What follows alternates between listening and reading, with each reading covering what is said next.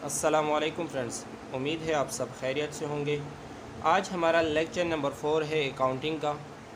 आज हम डिस्कस करेंगे हेड्स ऑफ अकाउंटिंग। तो चलिए डिस्कस करते हैं heads of accounting. There are 5 accounting heads. हमारे पास अकाउंटिंग के मेन 5 हेड्स हैं। हमारी अकाउंटिंग बेस करती है इन 5 हेड्स पर। हम जो भी ट्रांजैक्शन रिकॉर्ड करेंगे वो इन 5 हेड में से कोई एक चीज़ होगी। या तो वो हमारे पास एसेट होगी, या लाइबिलिटी होगी, या ऑनर इक्विटी होगी, या रेवेन्यू होगी, या एक्सपेंस होगी। इन 5 चीज़ों में से बाहर कोई चीज़ भी नहीं होगी। तो हमें सबसे पहले इन 5 चीज़ों का पता होना चाहिए कि एसेट कौन किसे कहते हैं, लाइबिलिटी कौन सी होती है, ऑनर इक्विटी किसे कहते हैं, रेवेन्यूज़ में कौन कौन सी चीज़ें इंक्लूड हैं, एक्सपेंसेस कौन कौन से होते हैं। तो चले आज हम डिस्कस करते हैं एसेट को और एसेट के रूल्स को, कि एसेट किसे कहते हैं और एसेट के रूल्स क्या हैं। तो एसेट किसे कहते हैं? Something valuable that a business owns, get benefit from it in future और has use for in generation और जनरेटिंग ऑफ इनकम। एसेट किसे कहते हैं? कोई भी वैल्यूएबल चीज़ बिज़नेस के लिए किसी भी चीज़ की अगर वैल्यू है कुछ, तो वो बिज़नेस के लिए एसेट होगा। या बिज़नेस उस चीज़ के बदले अपने बिज़नेस के लिए कोई बेनिफिट फ्यूचर में जनरेट करना चाहता है और जनरेट कर सकता है, कोई इनकम जनरेट कर सकता है, तो वो चीज़ भी बिज़नेस के लिए एसेट होगी। अब चलते हैं बिज़नेस की टाइप्स एसेट की टाइप कौन कौन सी है। तो एसेट की टाइप्स में सबसे पहले हमारे पास आता है फ़िक्स एसेट। फ़िक्स एसेट वो एसेट्स होते हैं जो कि बिज़नेस लॉन्ग टर्म के लिए यूज़ करती है, परचेज़ करती है और उनसे लॉन्ग टर्म के लिए बेनिफिट लेती है। मिनिमम उसका बेनिफिट जो है वो मिनिमम 1 ईयर्स तक लाजमी होना चाहिए। अगर किसी एसेट की वैल्यू 1 ईयर से कम है तो वो हमारे पास फ़िक्स एसेट नहीं होगा, या वो हमें 1 साल से कम के लिए बेनिफिट दे रहा है तो वो हमारे पास फ़िक्स एसेट नहीं होगा, वो हमारे पास फिर दूसरा एसेट होगा। तो फ़िक्स एसेट की ये खुसूसियत है कि वो हमें लॉन्ग पीरियड ऑफ टाइम के लिए जो है वो बेनिफिट देगा। फ़िक्स एसेट को हम फर्दर कैटेगराइज करते हैं 2 टाइप्स में, टेंजिबल एसेट्स और इनटेंजिबल एसेट। टेंजिबल एसेट वो एसेट होते हैं जिसकी फ़िज़िकल एग्जिस्टेंस होती है, जिनको हम फ़िज़िकल टच कर सकते हैं। अगर किसी एसेट को हम फ़िज़िकल टच कर सकते हैं तो वो हमारे पास टेंजिबल एसेट होगा। अगर किसी चीज़ को, किसी एसेट को हम फ़िज़िकल टच नहीं कर सकते, वो हमारे पास इनटेंजिबल एसेट होगा। टेंजिबल एसेट में हमारे पास building, plant, machine, furniture, land, इसी तरह की व्हीकल्स हो गए, और भी बहुत सारी चीज़ें टेंजिबल एसेट्स में आती हैं जिनको हम फिज़िकल टच कर सकते हैं। इनटेंजिबल एसेट में वो एसेट शामिल होते हैं जिनको हम फिज़िकल टच नहीं कर सकते लेकिन वो बिज़नेस के लिए वैल्यू रखती है। गुडविल, बिज़नेस का गुडविल होता है, उससे बिज़नेस जो है फ़ायदा लेता है।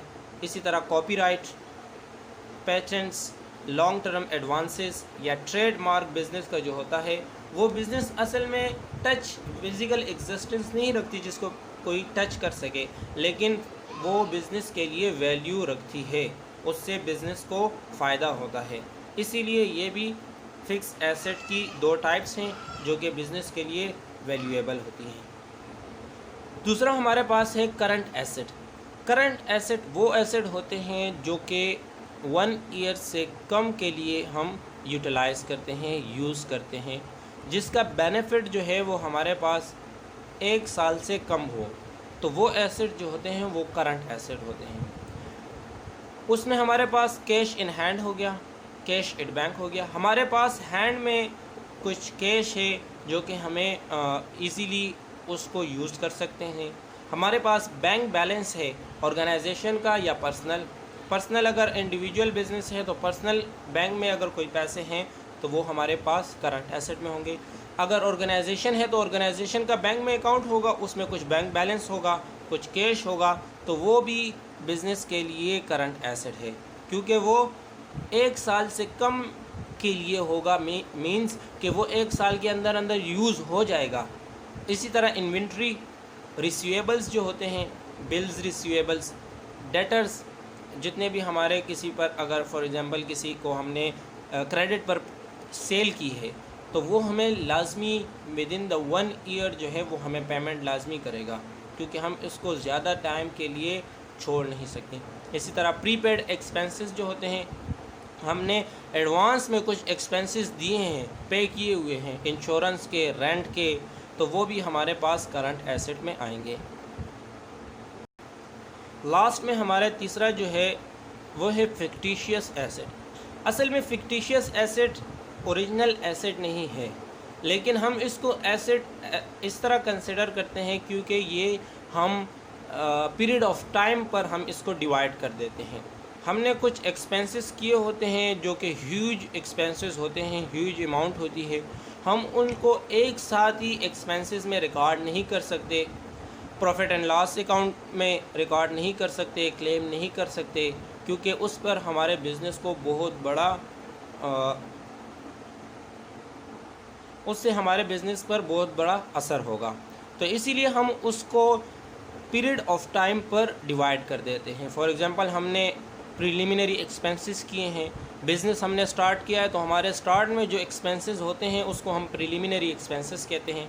हमने कोई प्रोमोशनल एक्सपेंसेस किए हैं प्रोडक्ट की या अपने बिज़नेस की, तो वो एक ह्यूज अमाउंट ऑफ एक्सपेंसेस होगी, तो वो हम एक साथ रिकॉर्ड नहीं कर सकते, हम उनको ईयर्स पर डिवाइड कर देते हैं या पीरियड ऑफ टाइम पर डिवाइड कर देते हैं और थोड़ा थोड़ा करके हम उसको एज अ एक्सपेंस जो है वो रिकॉर्ड करते हैं। तो ये भी हम एक फिक्टिशियस एसेट भी एक टाइप ऑफ एसेट है जो कि ट्रू सेंस में एसेट नहीं है, लेकिन इसको भी हम एज अ एसेट कंसिडर करते हैं क्योंकि इसको हम एज अ एसेट रिकॉर्ड करते हैं अपने बुक ऑफ अकाउंट्स में। तो ये तो आज हमारा एसेट का टॉपिक हो गया। फर्दर हम liability, owner, equity, revenue, expenses और इस तरह और बहुत सारे टॉपिक्स को डिस्कस करेंगे। अगर आपको वीडियो पसंद आई है तो वीडियो को लाइक कर दे और चैनल को सब्सक्राइब कर दे ताकि आपको आने वाली हर एक वीडियो का नोटिफिकेशन मिले। उम्मीद है आपको वीडियो पसंद आई होगी, तो चैनल के साथ कनेक्ट रहिए, अपनी दुआओं में याद रखिएगा। खुदा हाफिज़।